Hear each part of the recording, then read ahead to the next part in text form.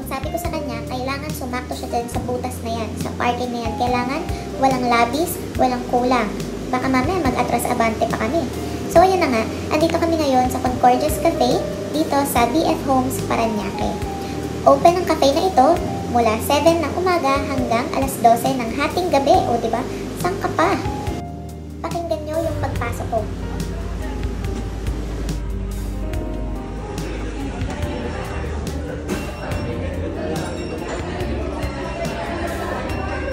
Pwede lang mo sa mga.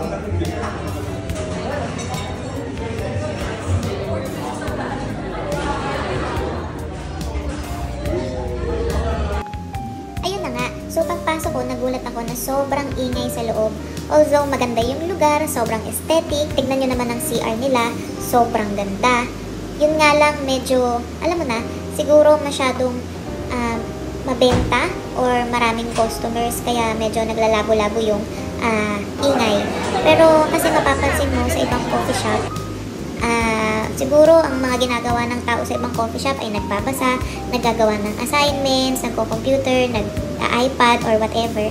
Pero dito, as in, nagkukwentuhan lahat. Kaya, grabe yun na nga yun. So, ayan ang kanilang menu. Ayan, so meron silang starters, may all-day breakfast. So, maraming pagpipilian. And mula umaga, kung gusto mo na talagang mag-coffee, andyan na kagad sila. Open na sila. And until midnight.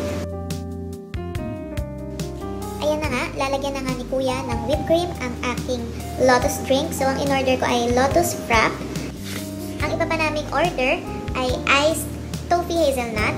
Tapos, iced chocolate macadamia. Tapos, may isa pa yung New Zealand chocolate ba yun na frap. Ayun. So, ayan, nilagyan na ng caramel sauce ang aking lotus frap. Kaso, ayan lang, medyo hindi magandang tignan na kinamay yung biscuit. And may iba pa siyang kinamay na hindi ko na nakunan. So, hindi naman ako maarte, pero syempre, kung merong ibang makakakita nun, medyo hindi hygienic.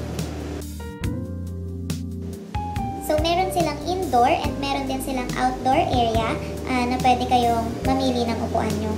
So, meron din silang mga couch, ganyan, dito sa loob. Mabilis naman yung service nila kahit makita nyo na maraming tao. Tapos, ayan, mabilis sila magawa ng drinks kasi nandiyan na rin kagad yung order namin. So, ayan yung tatlo. May to follow pa na isa, yung New Zealand chocolate frap. Ayan na nga, hindi ko natulungan si Ninang May na magbuhat dahil ang isang kamay ko ay nasa video, ang isang kamay ko naman ay nakay baby ko. So, ayan, kayang-kaya ni Ninang May yan. Ayan. 16 ounce lang yung baso or yung in-order namin. Pero parang may illusion siya na parang ang laki-laki ng drinks. Siguro dahil sa style ng baso. Sa mga in-order namin, ang pinaka nagustuhan ko ay yung toffee hazelnut na ice. Next ay yung lotus frap. Tapos yung New Zealand chocolate. And then, list ko yung chocolate macadamia. Lahat naman ng coffee shop or kainan ay may pros and cons. Recommended naman tong coffee shop na to kasi masarap yung mga inumin nila. Tapos maganda naman yung venue, very Instagrammable. Malinis din yung kanilang area mula indoor, outdoor, lalo na yung toilet.